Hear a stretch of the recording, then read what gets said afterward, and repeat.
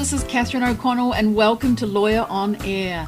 If you are looking for inspirational stories about women in law, then this is the podcast for you. Join me and my lawyer ladies as we enjoy a glass of wine after a hard day at work and talk about the world of women in law. It's my passion to share stories of amazing legal ladies who are working as in-house legal counsel, who have law firm roles, who are leading on boards, and who are doing law differently. From time to time, I will also invite special guests on the show to share their insights on legal recruiting and tips for getting hired as a successful lawyer in Japan. I hope you will enjoy getting to know these amazing women who I am so proud to share a profession with. I'm glad you're here and I hope you enjoy the show. Hi everyone, welcome to another episode in season 4 of Lawyer on Air. I'm the host of the show, Catherine O'Connell. Today I'm joined by Yumiko Ohta. Yumiko is a partner in the Tokyo office of US-based global law firm Orrick, Herrington and Sutcliffe LLP. Orrick has been named one of the 100 best places to work for 7 years in a row, and this year Orrick ranked number 13 and was ranked the top law firm in the US. Orrick is a truly integrated global law firm, and the Tokyo office is well connected with the offices of Orrick in the US, Europe, and in Asia.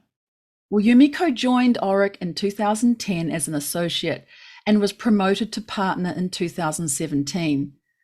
She is a member of the employment law group and focuses mainly on HR matters, as well as various corporate transactions, including compliance, corporate governance, mergers and acquisitions, joint ventures, litigation, and general corporate transactions.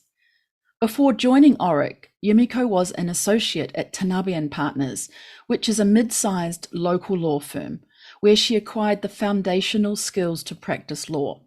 Yumiko also has experience serving as a statutory auditor for Japanese corporations, and she also served as a court-appointed mediator for 10 years. Prior to practicing law, Yumiko worked at Mitsubishi Corporation in the sales section for 7 years. While there, she was involved in LNG projects and other global business. Yumiko attained her LLB from University of Tokyo and is a member of the Daiichi Tokyo Bar Association, where I'm also a member.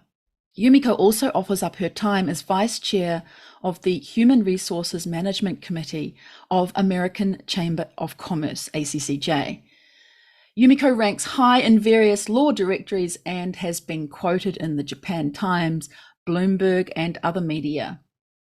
Yumiko and her firm were finalists at the ALB Japan Law Awards 2022 on June 2nd this year, which is where I met Yumiko. We sat at the same table and enjoyed a really great evening together. Yumiko was a finalist in ALB's Woman Lawyer of the Year law firm category alongside me in the same category. Yumiko tells me that she loves sports. She plays tennis and also does yoga regularly, and she also loves watching sports as well. Well, I'm super glad to bring you Yumiko Ohta today as my guest and share her story with you. Yumiko, welcome to the show. Hi, thank you very much for your introduction. And many thanks, Catherine. You are welcome. And today, Yumiko, we're going to talk about your career path, influences you've had along your journey, your work and life inside and outside of Japan, your career before the law, becoming a partner. And I'd also really love you to offer up some tips and ideas for that next generation of lawyers who are coming through the ranks behind you. How does all that sound? Hopefully I have something to talk about. I'm sure you do. Well, we always have the same opening question. I'm going to ask you that one as well. If we are online today, but if we were going to be meeting up again in person, where would we go to? Do you have a favorite wine bar or cafe or restaurant that you love? And what would be your choice of beverage off the menu?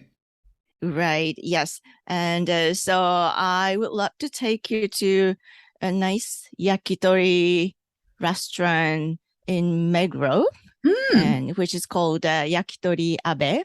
I think you know, but I love wine.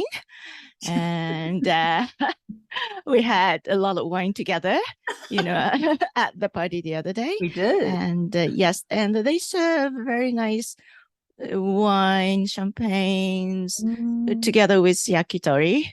They do like this is kind of typical Japanese style, but we don't order. But they just keep serving yakitori, kushis until we say stop. So we just say we cannot eat that or we don't want to eat that. But then they will just arrange and then bring yakitori to us. And this is a very nice, cozy place. Wow, that's amazing. So it's lots of fun. You don't know what's coming. It's kind of like Right, a exactly. surprise. Yes, it Ah. is. It is. Oh, wow. Sounds exciting. I'd love to go there. I love the Yes. idea of having things brought to you that you don't know what's coming. That sounds like lots of interesting fun to have. And of course, you can say no if you don't want something or take it back. That's pretty cool. I love that. Yeah. Cool. Okay, let's try that again sometime soon. And Yes. those, as we're getting into autumn, it's really lovely to have those sort of wine Yes. and cool beverages. Thank you. Well, let's get into your career, but I also want to ask you very, very beginning stages what you wanted to be when you were a child, because I noticed on your LinkedIn profile that you did some early days at Marymount, is it International School Yes. in London? So I Yes. really am curious to know about those early days when you were a child. And, did you think about then what you wanted to become when you got older? Oh, okay. Yes, it's a long story. When I was a small kid, I went to the elementary school and junior high where the Empress Masako-sama graduated. And she was very famous at that time as well, and for her leadership personality and her brightness. So I joined the softball club at the junior high, which Masako-sama created. And so I always had a lot of respect to her and was thinking I want to be like her. And so when I was at the junior high, I think I wanted to be like a diplomat, like I her. see. Right. Yes. Yeah. And no idea about law. And I had no knowledge about the bar exam system in Japan. And so that was what I was thinking. And then when I started the high school, my father was transferred to London to work. And so my sister and I went with her Mm. mother. And then I went to Marymount. And then, but at that time, I was still thinking about becoming a diplomat or do some international business like trading. And that was what I was thinking then.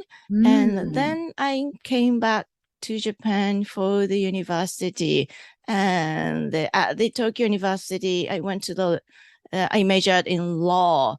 And surprisingly, like almost like 50% of my friends wanted to take the bar, and the rest Mm. 50% wanted to take the national exam, to work for ministries. Mm. And then I realized that, there is a profession in the law area. Oh, I And see. yes, but I was too late to notice that.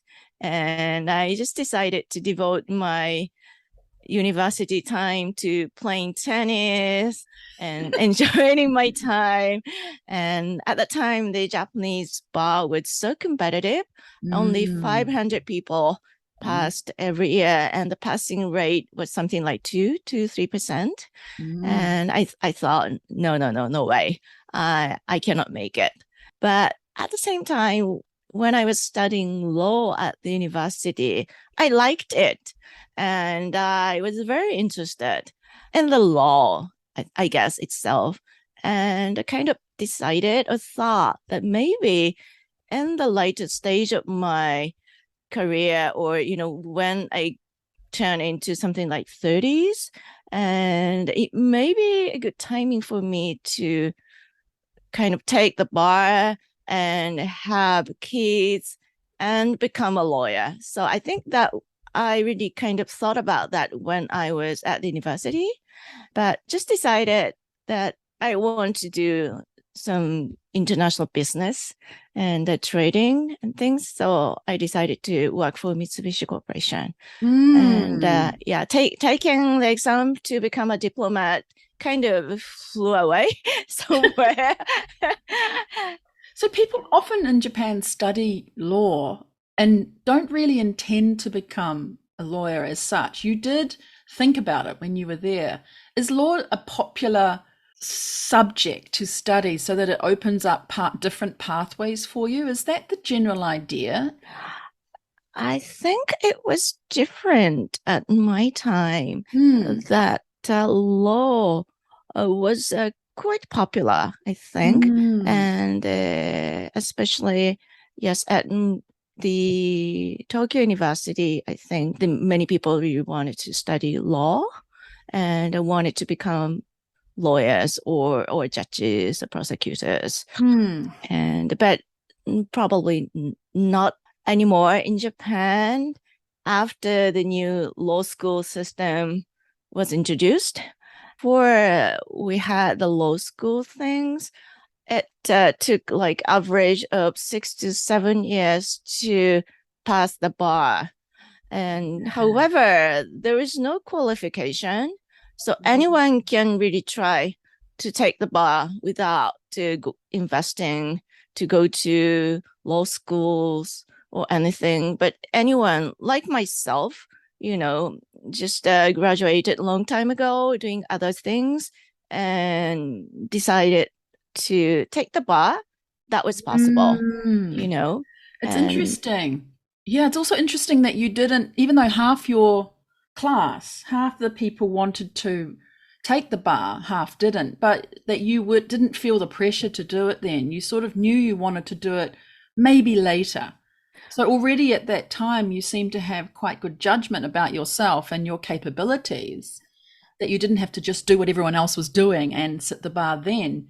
You could think about doing it later. Is that kind of where you were at in your thinking? Yes, and to me, it was a kind of too risky, black and white, pass or not pass. And I saw many people trying for several years and they reach it like 30 and it's too kind of late to start a new career, and it's very hard to stop trying the bar because people were so close to passing but fail, and then it's very difficult to say this is going to be my last chance. I stop it next year.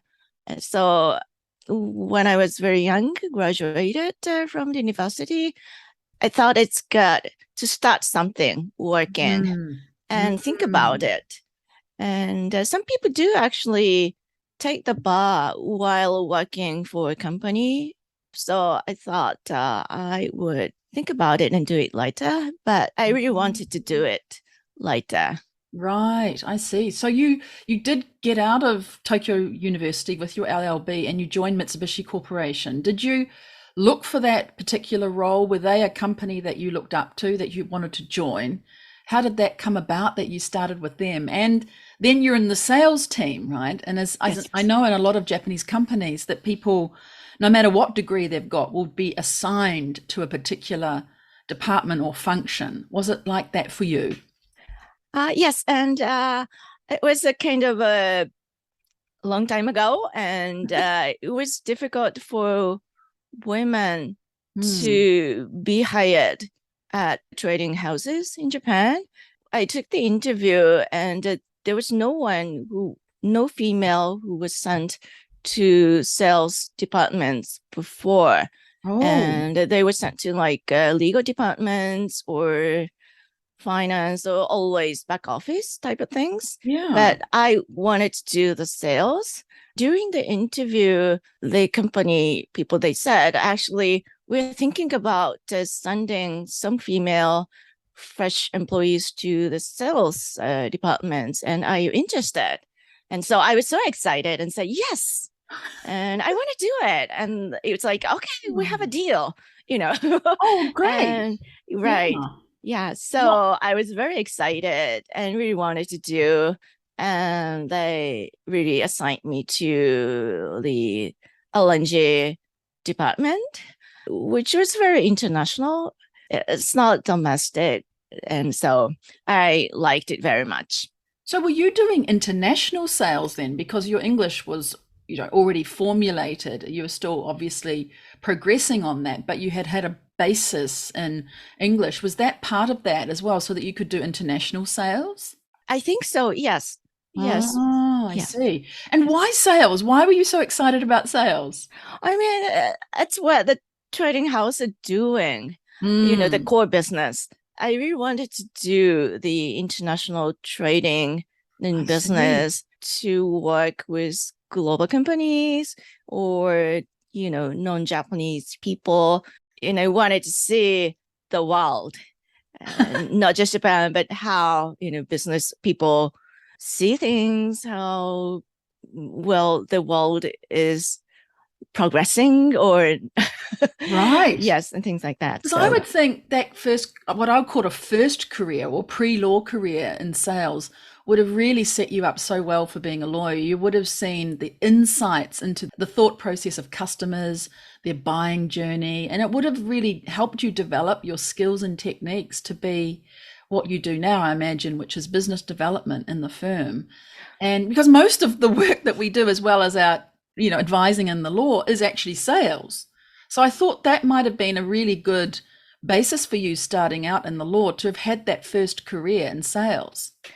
yes, so two things I think, and I was doing like sell and purchase agreements and Mm, shareholder related matters. So was working closely with in-house counsel, and I attended many negotiations, between oil and gas companies and the global companies like Shell, Petronas, and mm, things. So that part was helpful.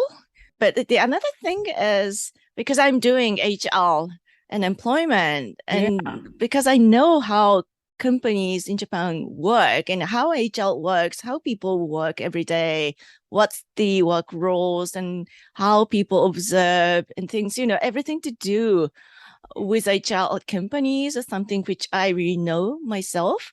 And so that also helps me a lot.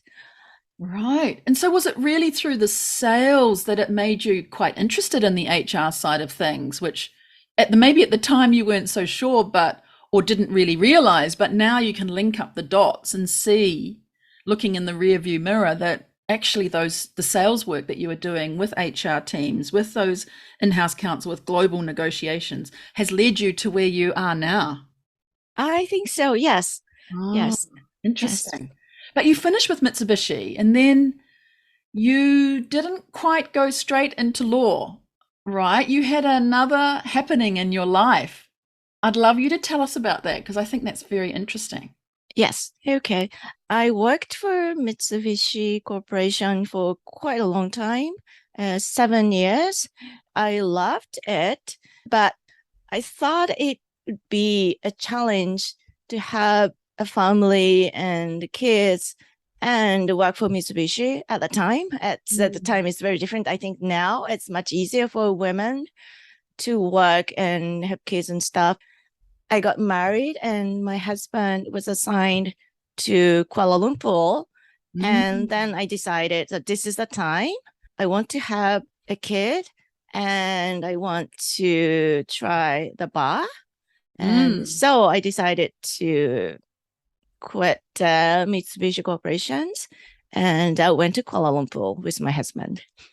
So, how do you just decide that? Because for many people, they may think, oh, Kuala Lumpur, I can't possibly have a child, or how on earth would I study while I'm in another country? So, I'm fascinated how you came up with that idea and were determined to do that. What happened with that way of thinking? I was actually traveling to Kuala Lumpur for maybe over 30 times. I was in charge of the Malaysian project.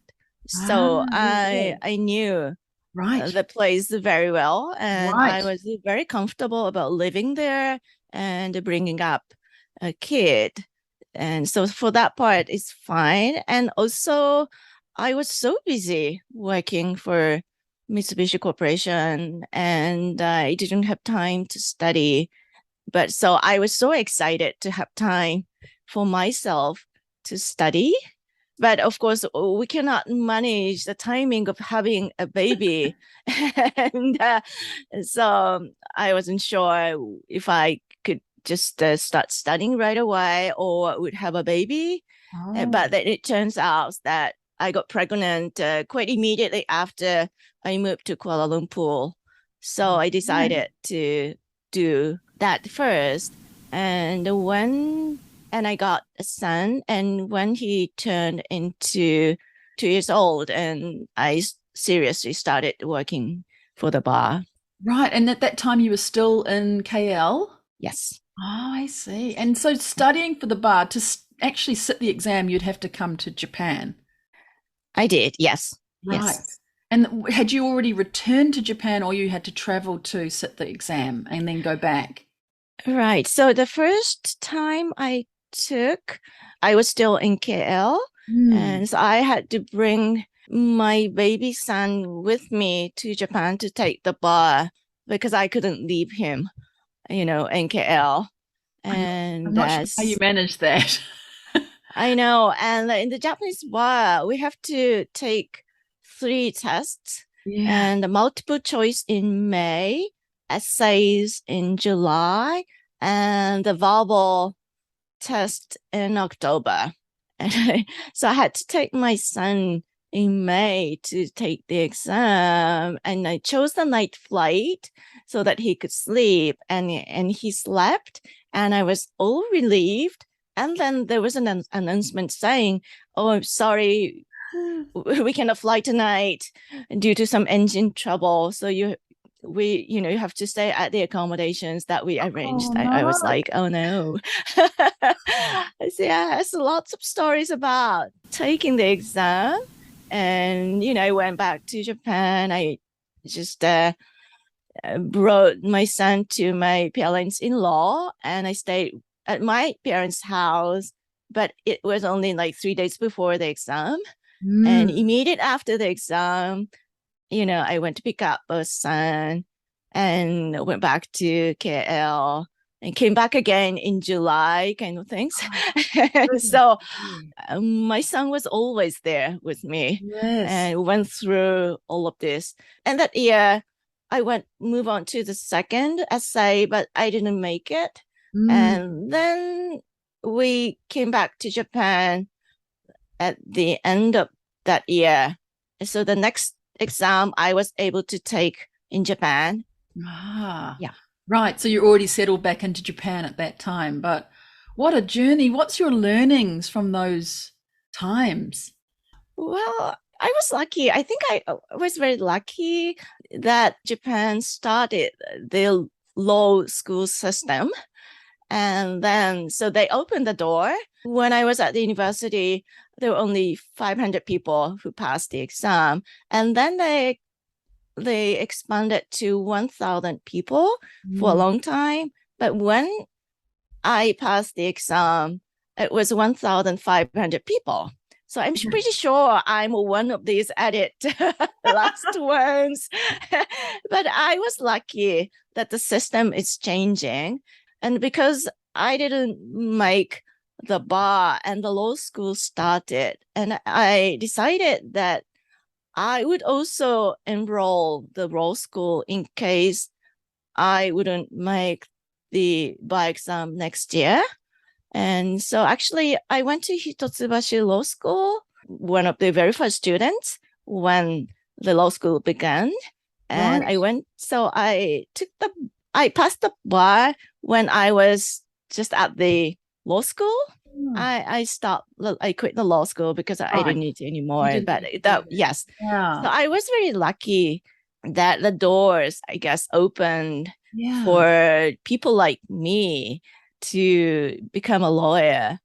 But you were also hedging your bets too, weren't you? You'd done the bar exam, but you were preparing yourself just in case it wasn't successful and you could join the new, well, you were part of that training at Hitotsubashi. So you sort of Uh were yes, in and both. that's the law Yeah. school. So if I didn't make the old bar exam, Mm. then I could take the new bar exam, Right. So and the you, passing rate was much higher. right. So you were So wise. yes, yes. You were being very wise on that one. Right. Okay. No, So but then I think that's wise to be, trying two different options and seeing which one worked, but you did pass, and that's fantastic. So how did you then, you joined Tanabe and Partners? yes. How do you find the role when you're at the at the training, right? You're still at Hitotsubashi Law School, and then you're also waiting to see if you've passed. Are you also searching for the job, right? Tanabe Partners. No, No? actually, at my time, we started searching for the law firms after we joined the institute. Ah, And okay. and the institute lasted for 1.5 years, much Mm, longer. And because less people passed the exam at the year that I passed. And so mm. I just finished school and then joined the institute and studied like others Yeah. and was searching for law firms to work for. Right. And you, when you joined them, you did the fundamentals that lawyers need to do. So what kinds of things should lawyers concentrate on in those first couple of years when they join a firm? Right. In my case, I still had my son, and he just started the elementary school when Mm, I became a lawyer. And so I thought it would be too challenging for me to learn how to practice law in English. And so I chose the domestic law firm so that I could just focus on learning how to practice.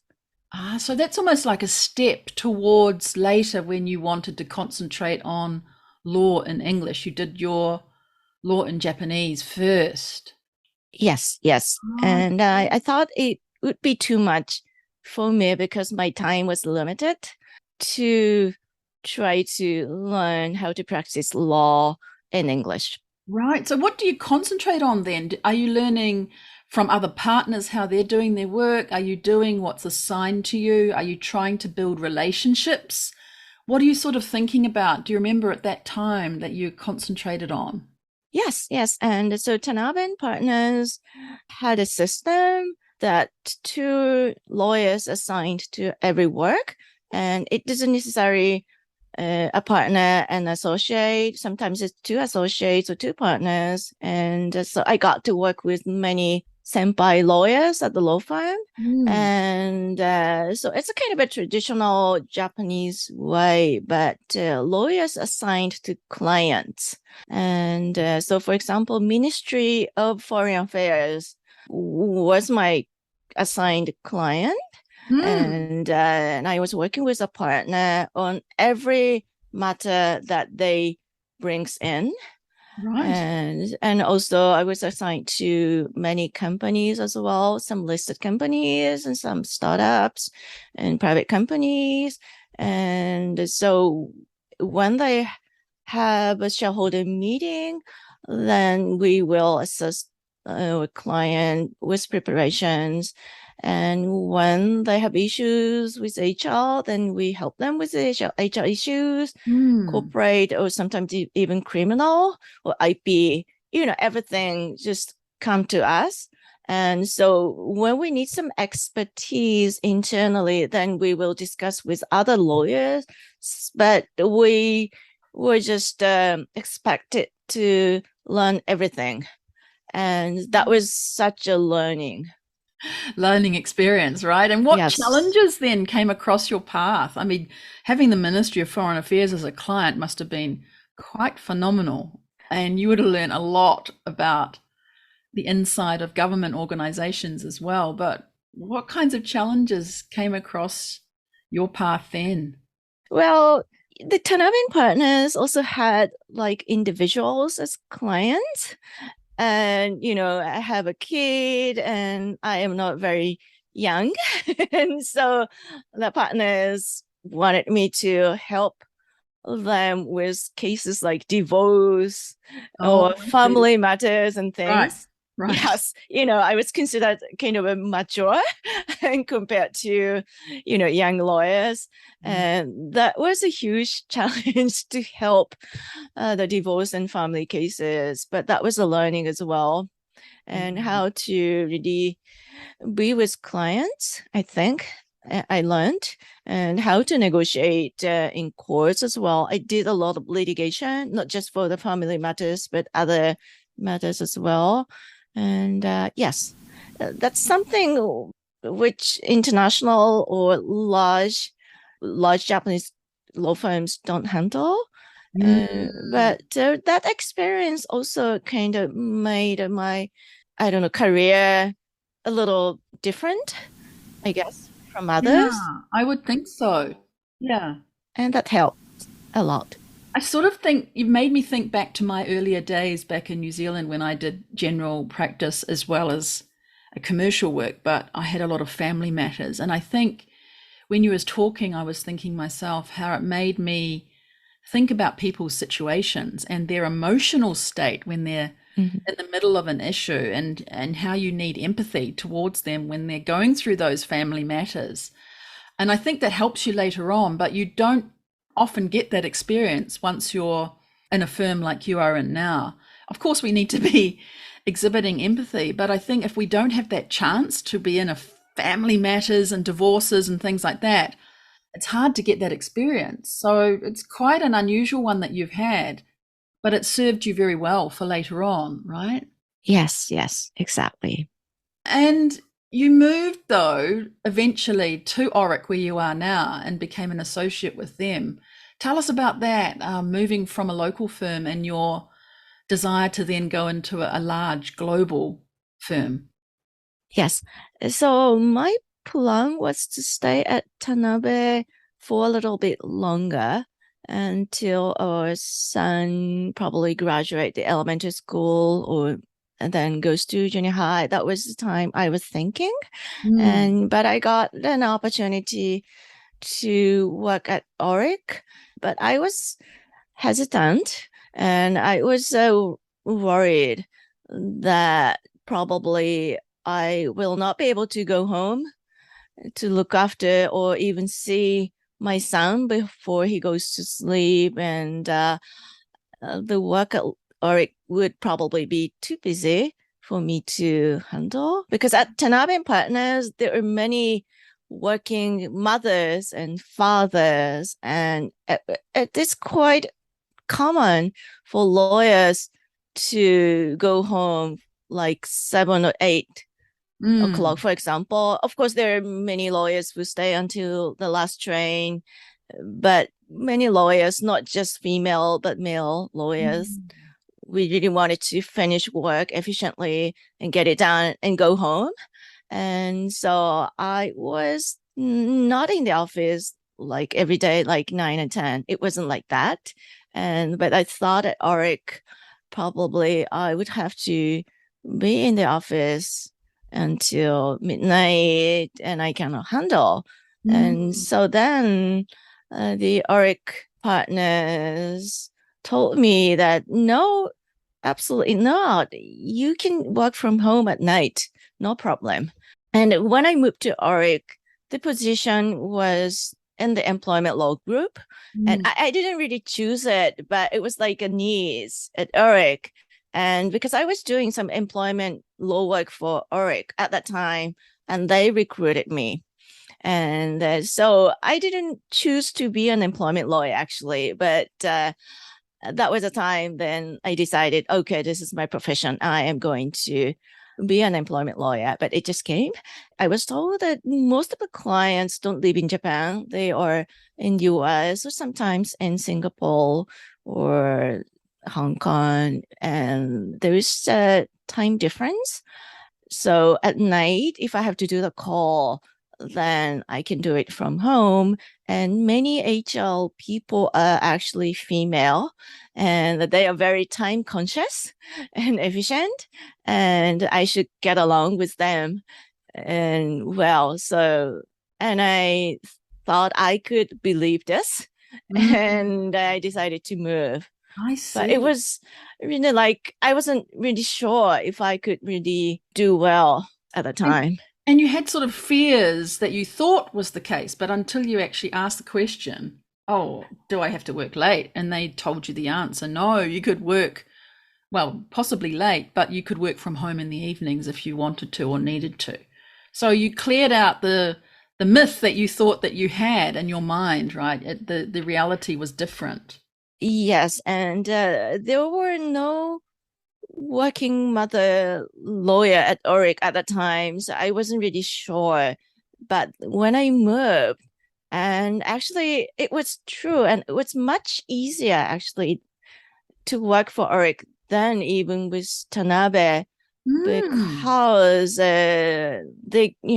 they gave me a BlackBerry, and so before I wasn't even able to read my emails outside of the office, so I had to be in the office if I had Oh, some urgent matters or right. if I was expecting a call or a draft or something. But with Auric, and I had my Blackberry, so I could do the call, I could read emails, and I could bring my computer home. So I was Mm. really able to get my work done at night.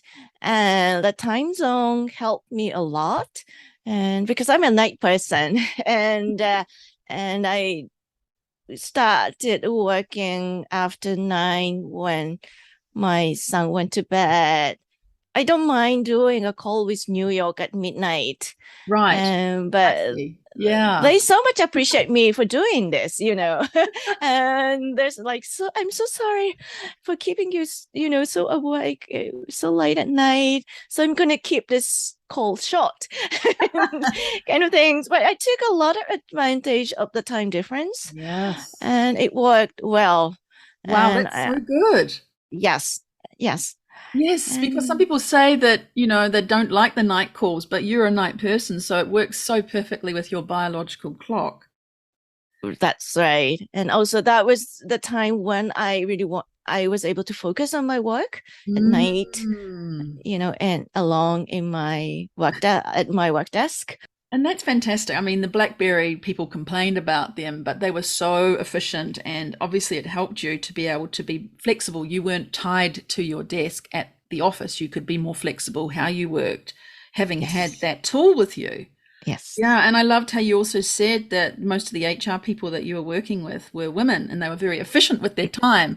Much like these people talking with you at night on the call, they know you're up late, so they're very efficient with their time. So all of those things factored together made it really quite efficient way for you to be working. Yes. Yeah, I see. And yes, but I was very fortunate, and I always think that it's not that I designed it that way. I never designed to be an employment lawyer, but I just happened to be one, and all my experience at Mitsubishi Corporation helped me with that. And I really didn't look for a new position, but it kind of came. So the favorite phrase which I like. It's a Japanese phrase, and I translate it into English. But this is doors to opportunities have no doorknobs, and this is kind of I like, and this is what my life is. I kind of try to be prepared, I guess. Then some opportunities do come, and I just grab it, kind of things. This is how I guess I was living. What does that mean though? The doors to opportunity have no doorknobs. Does that mean you just push and they open rather than having to turn a knob? What does that actually mean? Yeah, we cannot open it. I cannot open it myself. But when the door opens, that's the time. That's the only time that I can get it. I see. Yes. Yeah, it'll And just open and that's the time that you walk through. right. So I kind of Oh, be prepared and wait for the opportunities, because I think opportunities and luck will always come to anyone. And we just need to notice it and be ready and have courage, have some nerve to go and get it. It sounds like Malaysia, it sounds like Mitsubishi, it sounds like where you are now, Tanabe. Was it true? Am I right in thinking that Orrick asked Tanabe to help them with the employment work? Hmm. I see. And so Yes. that led you to be advising on the employment area. It seems like it's all fitted together, and anyone looking from the outside would think, of course, naturally, that all fits together. But it's Hmm. interesting at the time you weren't so noticing of that. But then here's this opportunity that comes up, and all the pieces fit together so nicely. It's really great. What do you love about your work now when you are doing your work? What gives you joy about the kind of work that you're doing? Oh, I love doing almost everything as a Yay, great lawyer. to hear that. Yeah, Yes. yeah. Love building up strategies for litigation or for negotiations as well. I love drafting and Mm, kind of secretly putting provisions which I expect to be needed in the future, but the kind of no one notices it and gets it. And after a few years, clients come back and say, "Oh, we have an issue," and I go like, "Here we are. It's already in here. This is what I like very much." so you can see the Yeah. future. You can see the future. Yeah, you can see that as well, right?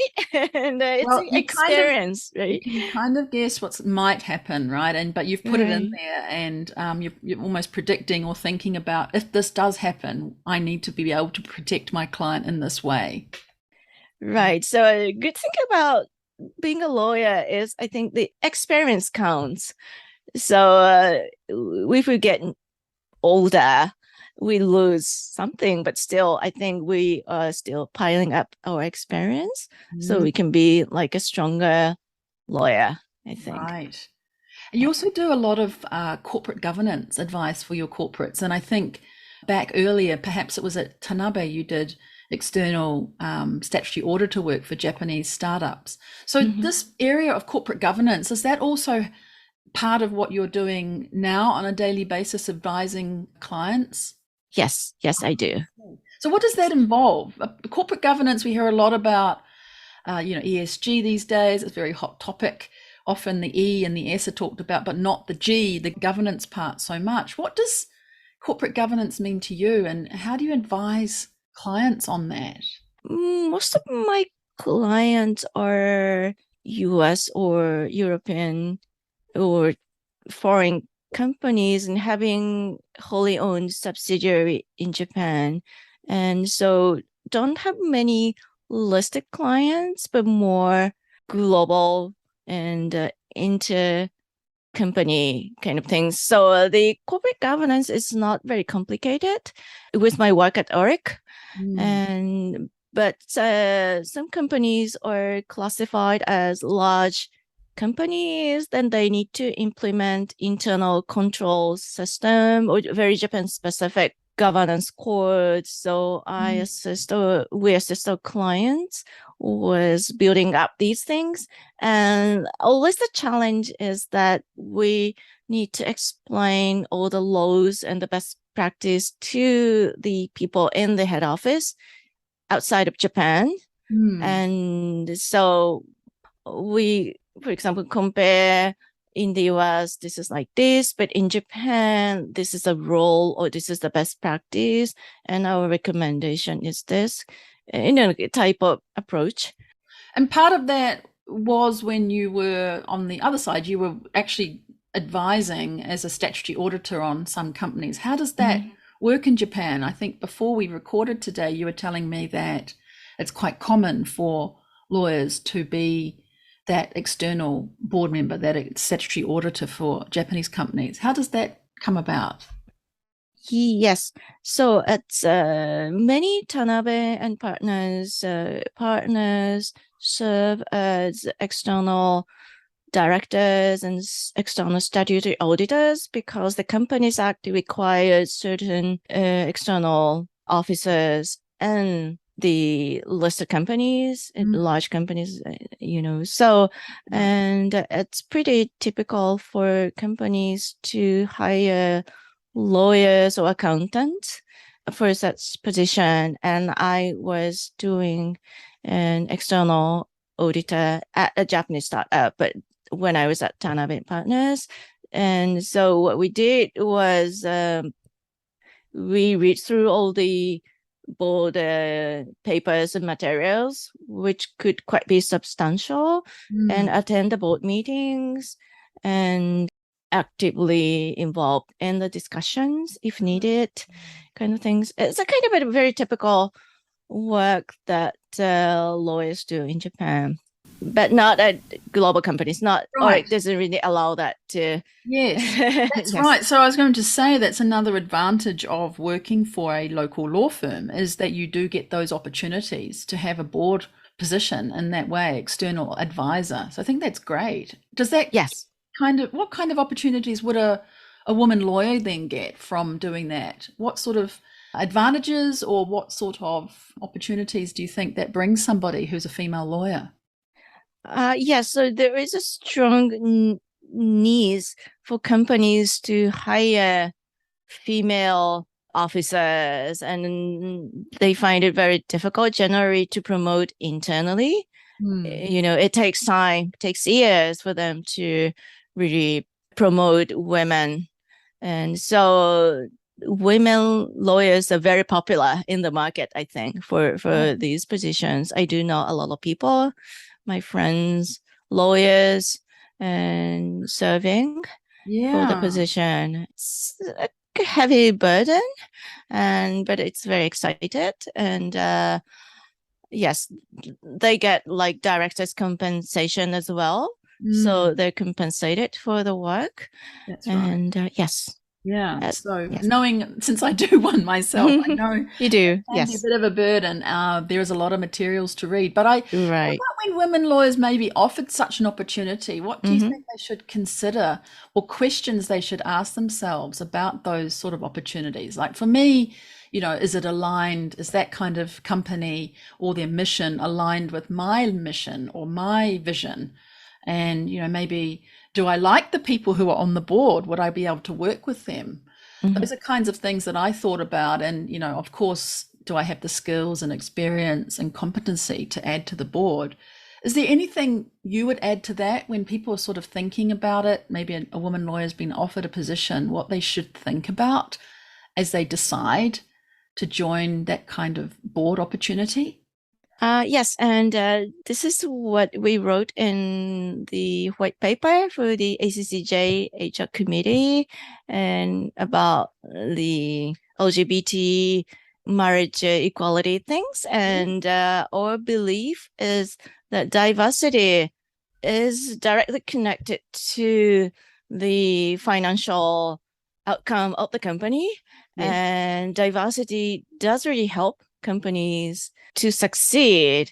So just in addition, it may be just in addition of one female director or statutory auditor, but that diversity should have great impact on the company.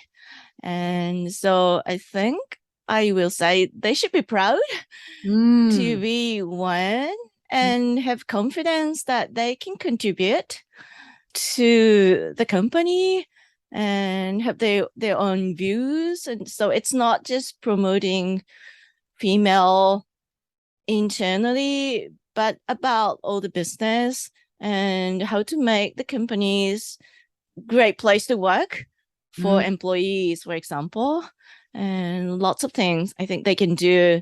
And also for the business as well, women put a very good priority, for example, of things, I think, of order and in a sense, quick to learn, and so I really encourage them to take a position if there is any opportunity.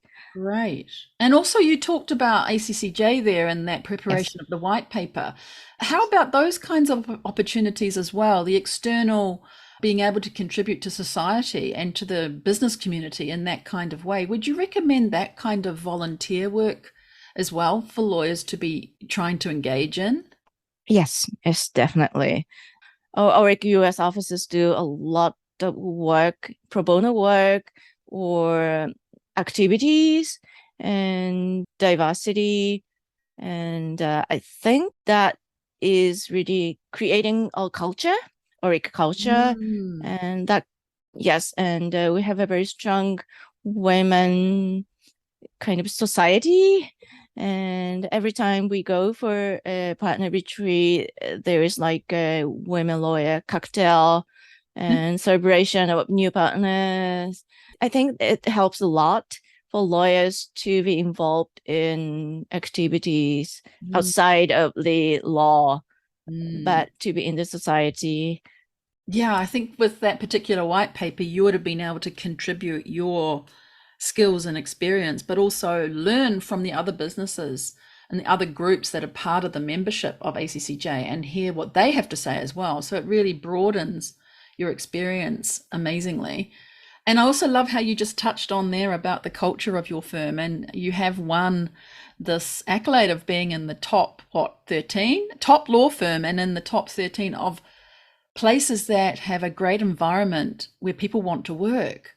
What Yes, else? and Yeah, what else yeah. about that is really important? How do you get to be there? Because there's not many law firms that make it into those grades. Other global companies make it there, but what is it about where you are that makes a great workplace, a great work environment? Yes, I don't know. I haven't worked with other global law firms, but the Orrick really cares about the life of each lawyer and also staff as well.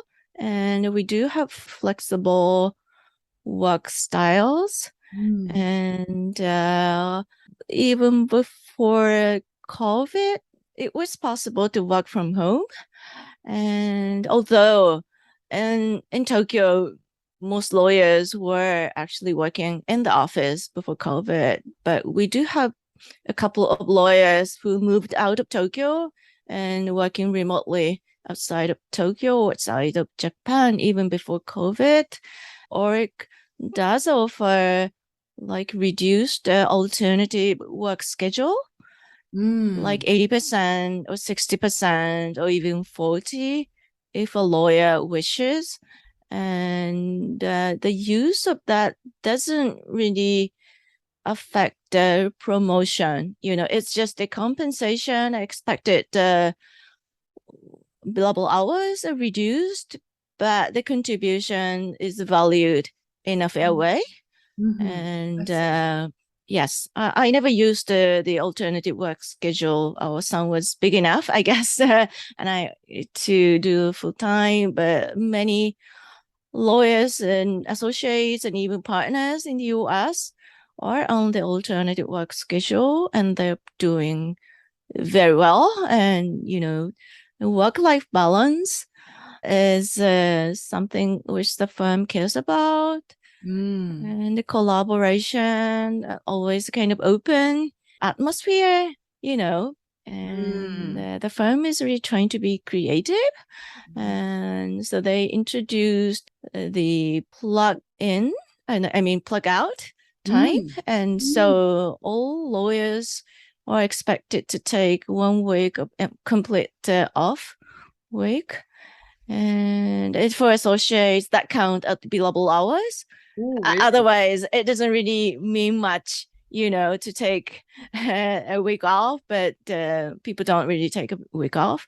But yes, doing a lot of things to make it a good place for everyone. That's amazing incentive, right? That you can take a week off, totally plug out time, and it counts as billable hours. That would have to be pretty major. I've not heard of another firm that does that. That's incredible. As well as, the collaboration, openness, creativeness, alternative work schedule. That sounds like real draw cards for your firm. What a great place to work. Lovely.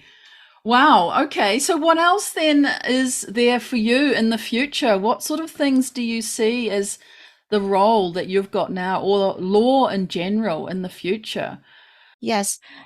So in Japan, unfortunately, it's not as popular as it was to become a lawyer, I think, in Japan. And the less and less people are going to the law schools and taking the bar. Why is that? Because the law school system, I think, I see. didn't quite work, didn't meet with expectation, because the original design was to limit the number of schools and keep the passing rates high, like 70 and 80. But there were just so many law schools at the beginning, and the passing rate, I think, is below 50%.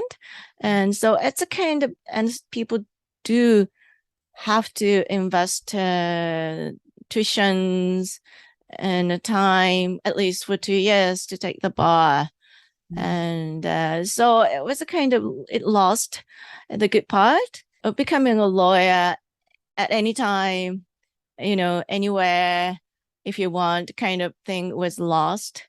And it's not as popular as before. But I do think that we have a good future for lawyers in Japan. The AI will not wipe out, I hope, but I don't think the core work that we do. Because what we do is more like the human kind of things. It's not something which computers can figure out.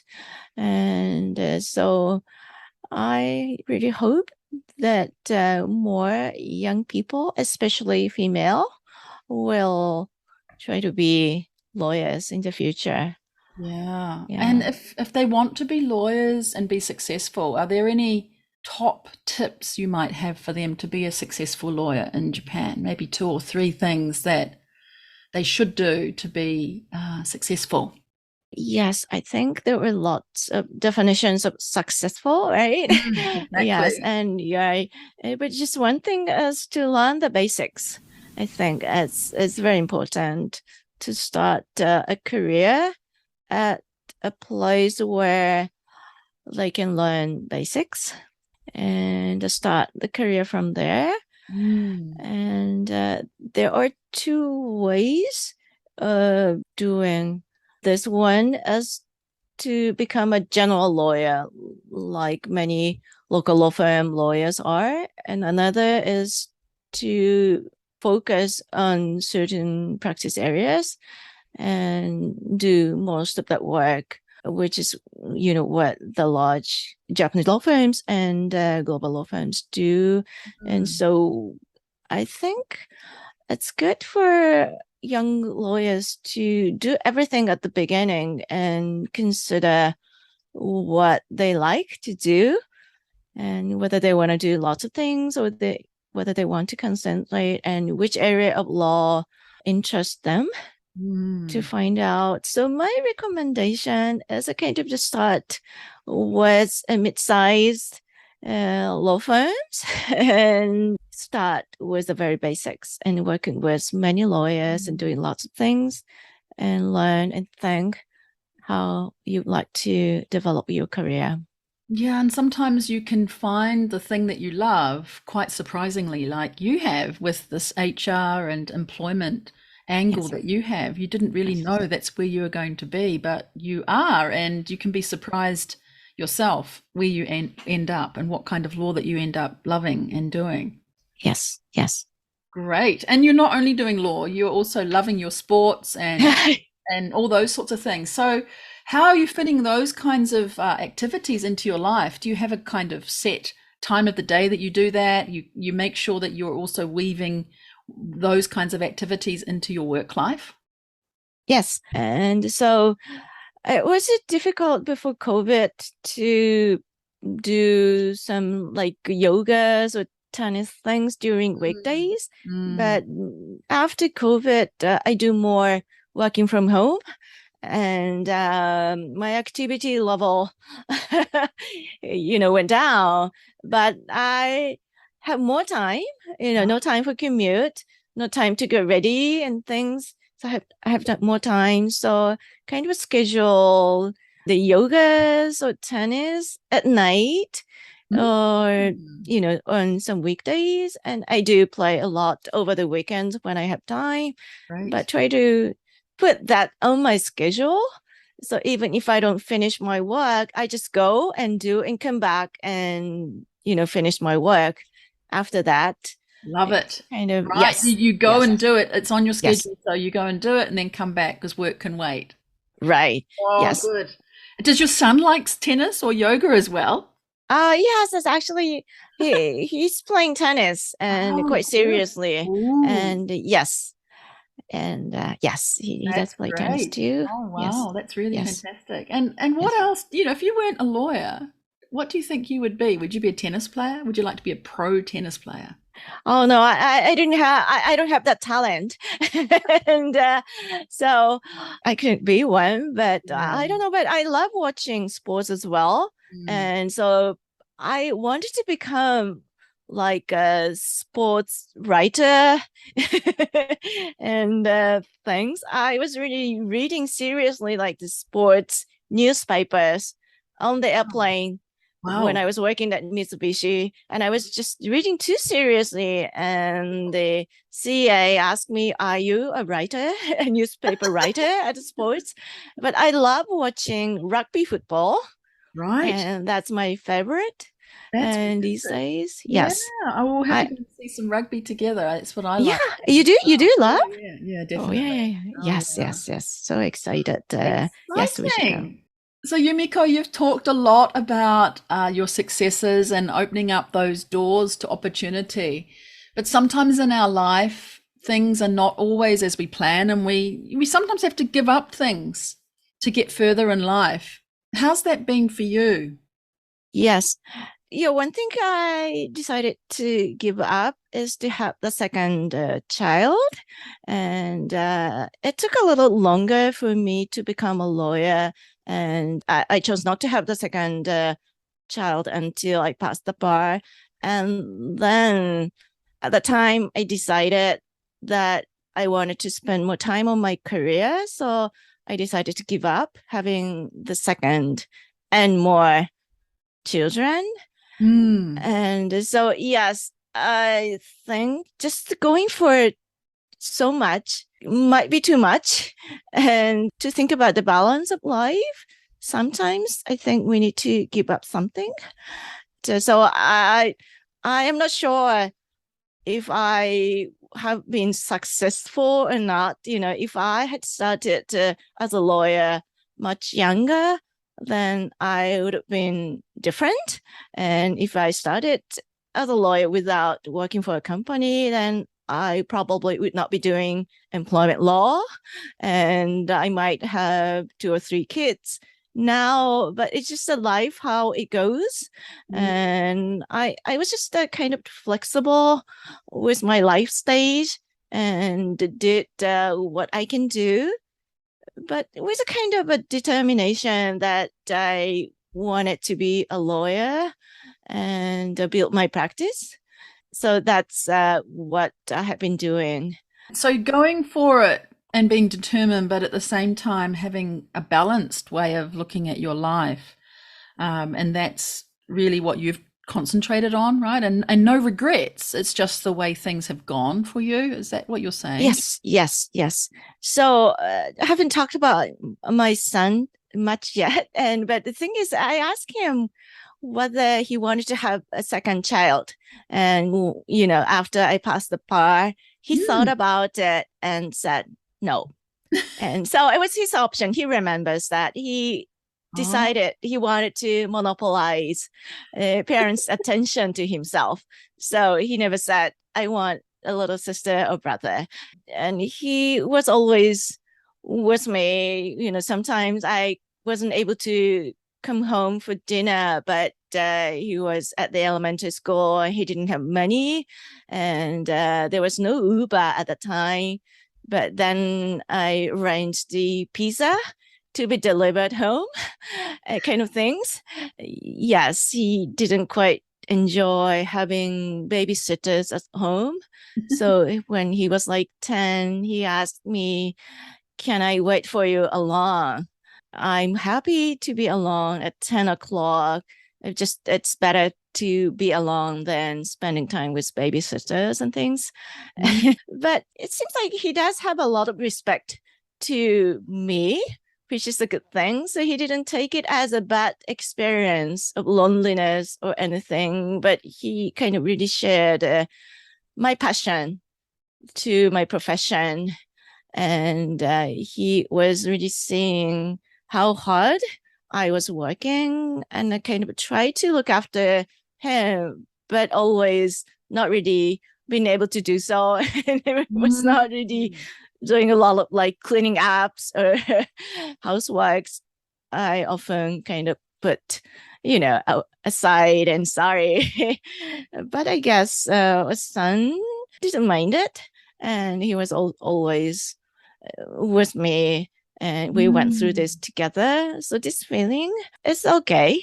And yes, housework is not always the most important thing to be doing in a day, right? I know. If your son feels looked after and well cared for, and also he's supporting you on your journey, that's amazing. What does your son want to be when he grows up?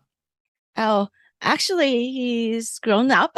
Oh, he's grown up. Yes, he's working for an international trading house. Okay, so he's working for a trading house, almost like his mum did. He doesn't want to be a lawyer? No. And he started working this year.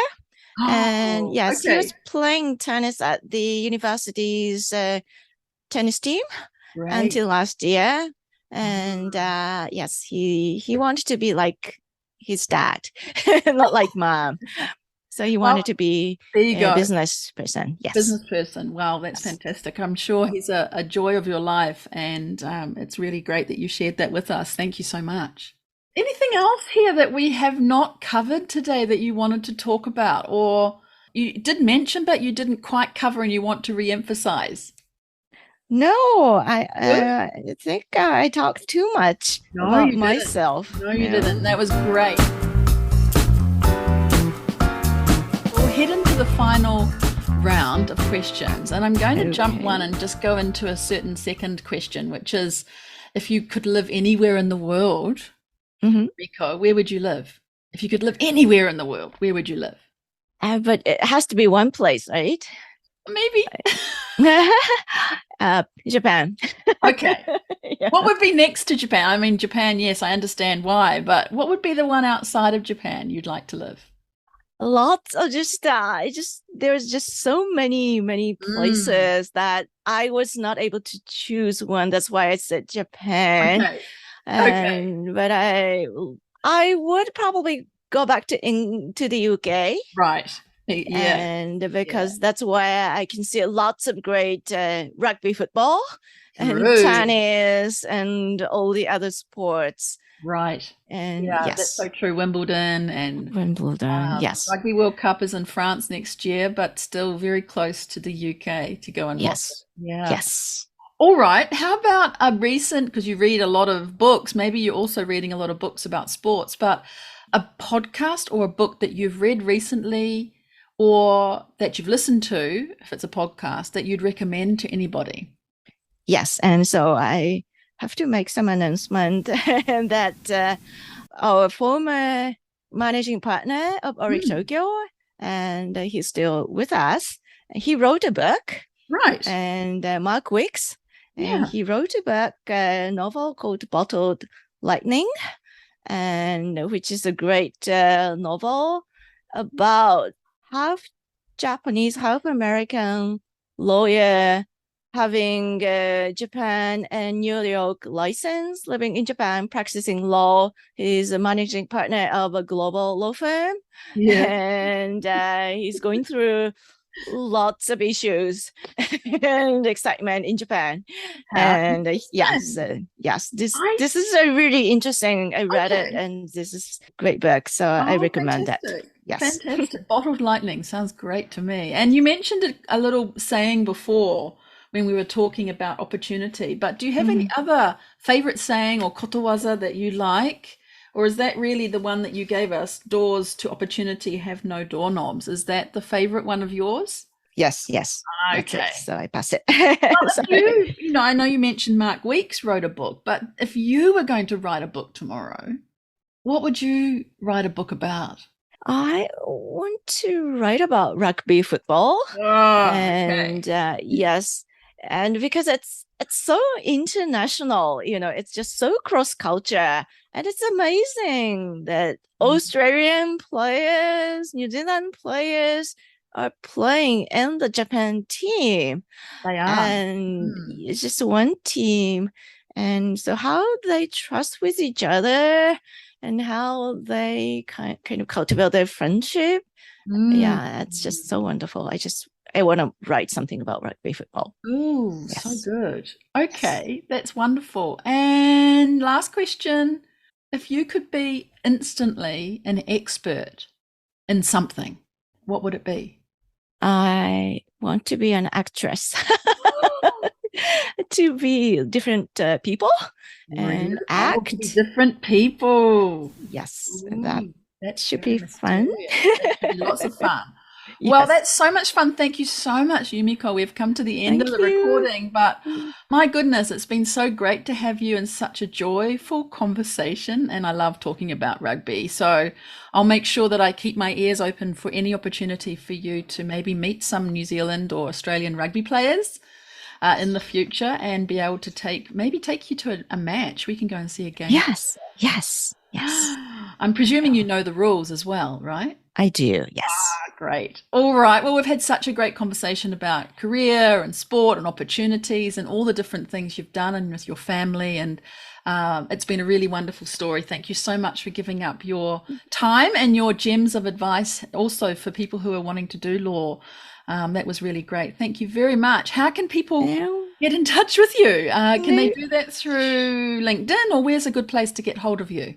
Sure, LinkedIn, and sending me messages is fine. And then my email, Orrick email is also your business fine. Email? Yes. Yeah, okay. Fine as well. We can pop all of that into the show notes later. So anyone who's interested in connecting with you and learning more can get in touch? Yes, certainly. Great. All right. Well, we'll finish it up there. Thank you so much for being a guest in season 4 of Lawyer on Air. And to my listeners, please do like this episode, subscribe to Lawyer on Air so it can be seen and heard by more people. And do go ahead and share this episode with someone else in your community who you think would enjoy listening to it, to be inspired to live a wonderful lawyer extraordinaire life. That's all from me. Cheers. Kampai. Thank you. Bye-bye. Thank you so much for listening today to this episode of Lawyer on Air. I really hope that you were inspired by the story you heard and that you discovered something new about women in the law. Please subscribe to the show so that you don't miss future episodes. And if you can think of even just one person to share this episode with, that would make my day. I invite you to connect with me to talk more. Jump on over to LinkedIn or Instagram where you can find me, or send me a message via my website contact page. That's all from me today. I look forward to seeing you right here on the next episode of Lawyer on Air. Cheers, kampai, and bye for now.